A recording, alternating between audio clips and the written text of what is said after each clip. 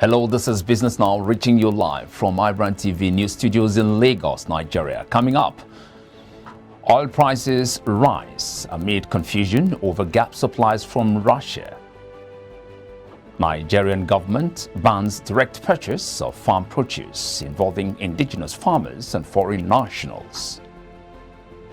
Ghana's inflation rate increases to 15.7%. And consumer inflation set for another 40-year high in United States.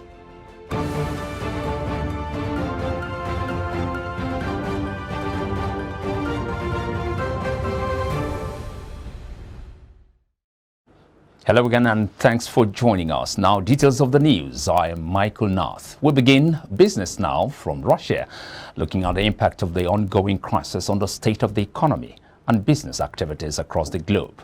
On prices rose on Thursday amid confusion over whether major producers would help to plug a gap in supplies from Russia.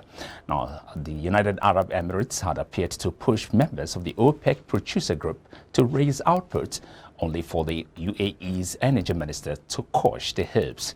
The oil price rose more than 3% after a 17% fall on Wednesday. U.S. President Joe Biden and other leaders have pledged to try to ease the price pressures for households. Officials from the U.S. have been in talks with oil producers aimed at boosting supply. Now, 18 Russian billionaires have lost over $85 billion of their net worth year to date following the invasion of Ukraine by Russian troops 2 weeks ago. This according to information obtained from Bloomberg's billionaire tracker. And according to the index, Volga Group boss Gennady Timchenko lost the highest from the list of 20 billionaires on the tracker, as his wealth dipped $13.1 billion year to date, followed by Leonard Mikkelsen, who lost $12.5 billion.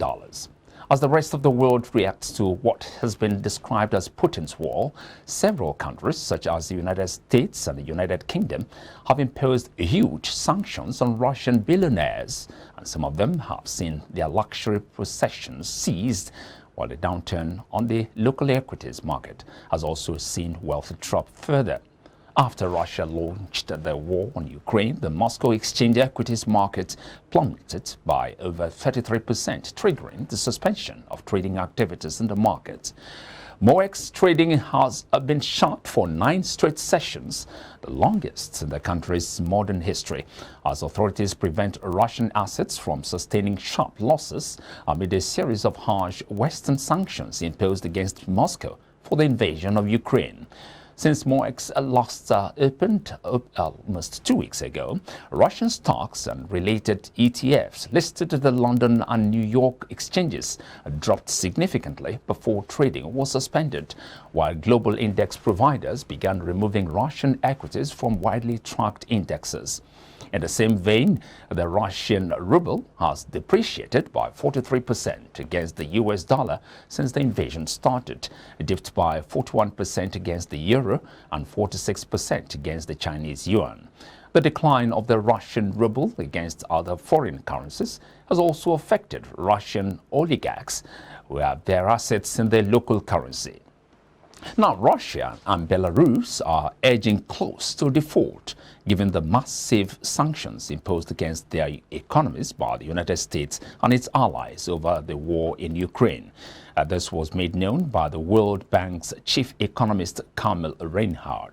Now, this inspector of Russia defaulting on 40%, that's $40 billion of external bonds, its first major such default since the years following the 1917 Bolshevik revolution, has loomed large over markets since a raft of sanctions and countermeasures by Moscow have largely cut the country out of global financial markets.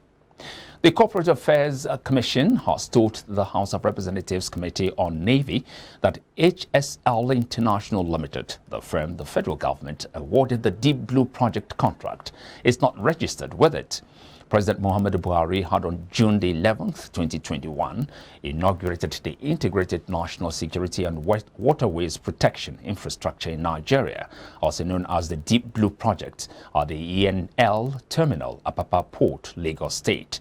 The contract is said to be worth $214.83 million, including $195.3 million for the actual contract and an additional $19.53 million NIMASA agreed to pay to HSL for management training consideration. The chairman of the committee, Yusuf Gaji, disclosed at an investigative hearing held in Abuja on Wednesday that the lawmakers were shocked when the CAC said it did not have HSL on its records and asked the Minister of Transportation, Rotimi Amechi, and the Director General, Nigerian Maritime Administration and Safety Agency, Bashir Jamo, to come forward and provide details of the company.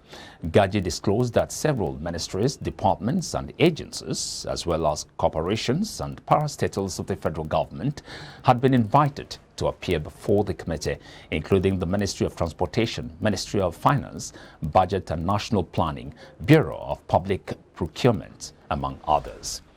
Now, the federal government is open to onshore and natural gas investments in Nigeria by the Turkish government, and the Minister of State for Petroleum Resources, Chief Timipres Silva, has said. He disclosed this at a bilateral meeting with the Turkish Deputy Minister of Energy and Natural Resources, Alparslan Bayraktar, on the sidelines of the ongoing Sierra Week in Houston, Texas. Silva said Nigeria opened to more Turks investments in the hydrocarbon sector, especially with the planned divestment of some international oil companies from the onshore segments of the industry. The minister said the cooperation between Nigeria and Turkey was very significant and that both countries could extend their relationship in energy and other areas of trade. Now, analysts have called on the federal government to address the harsh business environment facing the country so as to attract more foreign portfolio investments in the year.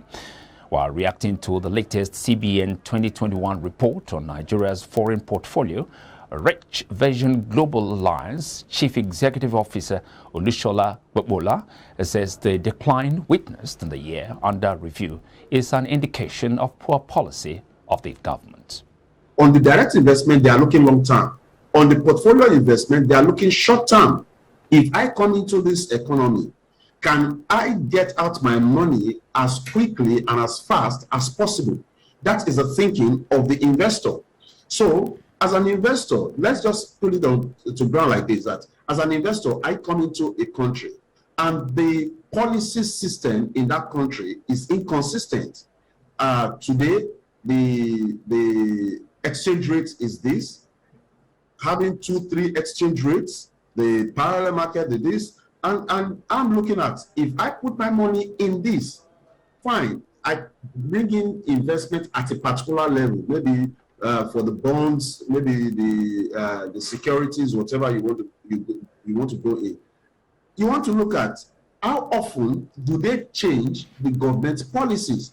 If government policies change and it's not even changing to make it favorable to the investor, then you see a lot of persons will be a little bit worried and will not want to invest in that economy. So one of the major things you want to look outside the pandemic and every other thing that has happened, you want to look at the stability of government policy, as it were, the ease of doing business in Nigeria, the ease of doing business. Now, the Kebbi Area Command of the Nigeria Customs Service has said it intercepted 723 parcels of 1 kilogram each of cannabis sativa, with a duty-paid value of 28.92 million naira and other contrabands worth 32 million naira in 3 weeks. This was disclosed in a statement signed by the Public Relations Officer of the command, Nasiru Manga. The area controller in charge of the command, Joseph Atta, while handing over the contrabands to the commander of the National Drugs Law Enforcement Agency, Kebbi State Command, Peter Odaudu. In addition to the 723 parcels of cannabis, The operatives also intercepted and seized 8,850 litres of premium nature spirits, 16 bales of second-hand clothing and other items with a duty-paid value of 32.53 million naira. According to him, the success of the operation can be attributed to an ongoing reorientation and robust stakeholder engagement in the command. Now, the federal government on Wednesday in Abuja banned any direct purchase of farm produce involving indigenous farmers and foreign nationals. The new regulation, which is to ensure that Nigerian farmers are not shortchanged, now mandates all foreign nationals to go through licensed local buying agents to do business within the farmers. Now, the Minister of Trade and Investment, Ni Adebayo, disclosed this to State House correspondents shortly after the weekly virtual Federal Executive Council meeting presided over by Vice President Yemi Osinbajo at the Council Chambers of the Presidential Villa, Abuja. According to him, the federal government has okayed appropriate mechanisms to ensure competitive prices for commodities of indigenous farmers in a bid to protect them from exploitation and also ensure that they have the appropriate incentives to guarantee their continued participation in the trade. Adebayo said he presented 2 memos on behalf of his ministry, one of which was for the promotion of agribusiness in Nigeria through the right farm gate pricing and ban on foreign nationals and their representatives from purchasing agricultural commodities at the farm gates. The federal government on Wednesday said its inability to meet the oil production quota allocated to Nigeria by the Organization of Petroleum Exporting Countries was due to the lack of investments in the oil and gas sector of the economy. He said the lack of investments was due to the recent spate of exits by international oil companies such as Shell and ExxonMobil from Nigeria's oil and gas sector. Nigeria's OPEC quota is pegged at about 1.8 million barrels per day, but in the last few years, the country has struggled between 1.3 and 1.4 million barrels per day. Speaking at the ongoing Sierra Week in Houston, Texas, the Minister of State Petroleum Resources, Timmy Silva, said the speed with which IOCs withdrawing investments in hydrocarbon exploitation had contributed significantly to Nigeria's inability to meet its OPEC targets. Now, barely 24 hours after the price of aviation fuel rose by 35% from 430 naira per litre to 580 naira per litre, oil marketers on Wednesday predicted that the price of the product might hit 700 naira per litre by next week if the global crude oil price continued to fluctuate. The National Operations Controller, Independent Petroleum Marketers Association of Nigeria, Mike Osatuyi, said the Russia-Ukraine war and other related factors might fuel further increases in the price of aviation fuel and other petroleum products. Aviation fuel, also known as Jet A1, which sold for 190 naira per litre and later 360 naira per litre in January this year, rose to between 579 naira and 607 naira per litre on Tuesday.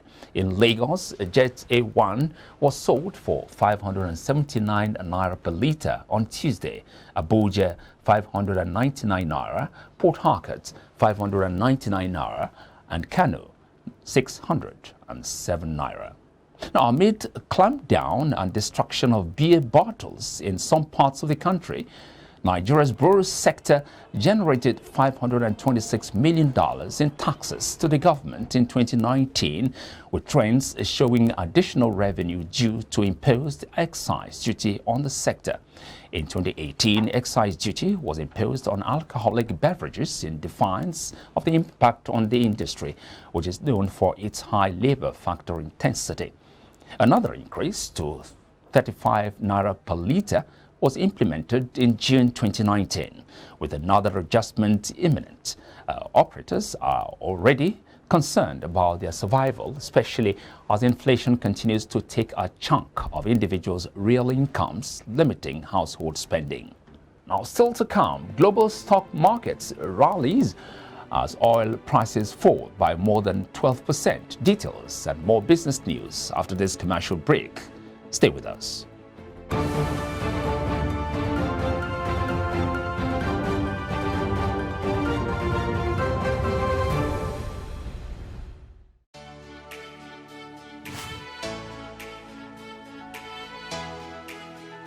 Most people don't understand the magic of a perfect skin, the allure of a well-pampered skin.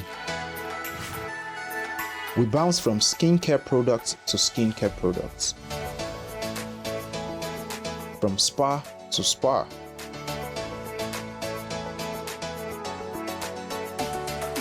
Looking for that ideal solution.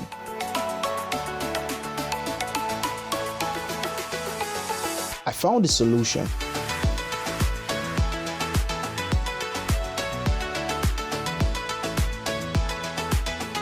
And it's Blemiville Skincare and Spa. My name is Neil, and I'm proud to be a part of the Blemiville family. You go enter market, just make you go buy fresh palm fruits. When you reach house, you go wash, you go pound, your body go dey pain you, even your fingernails go dey pain you. But make una no worry, make una relax. I get good news for una. Una don hear of Banga fresh palm fruit extract. All you need to do na make you go for the up, open am. Take the amount wey you want, put am for your pot. Which soup you wan make? Shey na egusi, shey na ogbono, shey na vegetable, shey na banga. My sister no waste time again. My brother no waste time again. Just go buy Banga fresh palm fruit extract. They go know say you sabi cook and you be better cook. Banga, come make your food yummy yum. Distributors needed nationwide. Phone number 081 63 974447. 08035644436 07066638213. Banga fresh palm fruit extract. Powerful looks command respect, they say.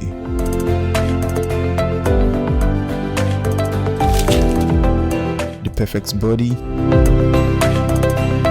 the perfect grooming, and ultimately the perfect skin. Looks, style, and grooming makes the ultimate man.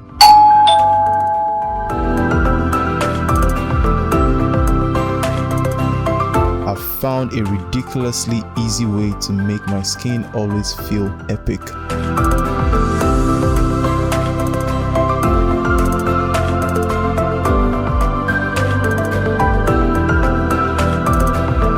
My name is Neo. I found Blemiville, and now my skin finally makes sense.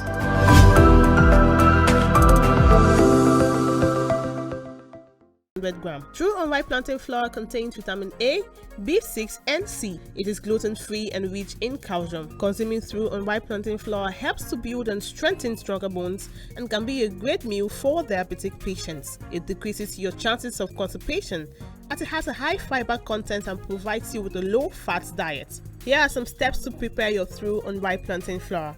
Firstly, mix through unripe plantain flour with hot water in a pot and gradually add water till you achieve desired thickness. Place over medium heat and turn very well for 4 to 5 minutes to get the right texture. Mold into a ball and place in a bowl and allow to cool. Serve with your choice of soup.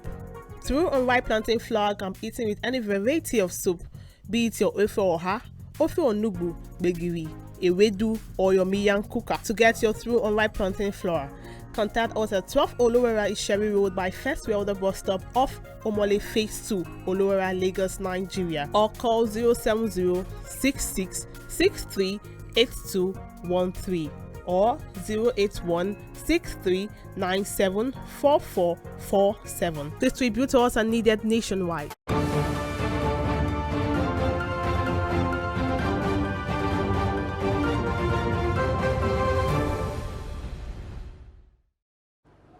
Welcome back. Africa See Now Impact Investment Exchange has launched the Orange Bond Initiative to empower 100 million women and girls to achieve the United Nations 17 SDGs. Orange is the color of UN's SDG 5, gender equality, and the orange bonds are expected to unlock $10 billion for gender lens investing by 2030. Founder and CEO of IIX, Jorin Chanez, said the firm won't stop innovating finance until the world recognizes the power of investing in women as the greatest untapped economic and social accelerator of our time. According to him, the Orange Bond Initiative will lay the foundation for a gender-equal financial system that includes the 99% and the global south. Now, saddled with increasing public debt and high cost of living, Ghana's inflation rate has hit a high 15.7% in the month of February. According to the Ghana Statistical Service, GSS said this means that in the month of February 2022, the general price level was 15.7% higher than in February 2021. The increase is 1.8% percentage points higher than the 13.9% recorded in January 2022. Month-on-month inflation between January 2022 and February 2022 was 2.4%. Three divisions housing water, electricity, gas and other fuels, transport and food and non-alcoholic beverages recorded inflation rates above the national average of 15.7%, with housing, water, electricity, gas and other fuels 24.4%, recording the highest inflation, the GSS said. Foreign scene now, German chemical and health care company Bayer said Thursday it is selling a US-based pest control business to private equity firm Given for $2.6 billion. Bayer said the environmental science professional business, which is headquartered in Cary, North Carolina, had about 800 employees last year. It specializes in environmental solutions for pest, disease, and weed control in non-agricultural areas. Bayer board member Rodrigo Santos said in a statement that the sale of the business, which the company said it planned to divest in February 2021, allows them to focus on core agricultural business. The sale is expected to close in this year's second half, and the proceeds will be used to reduce Bayer's net financial debt. Consumer inflation in the United States likely set another 40-year high in February, and it won't even reflect the oil and gas spikes of the past week, which will likely catapult prices even higher in coming months.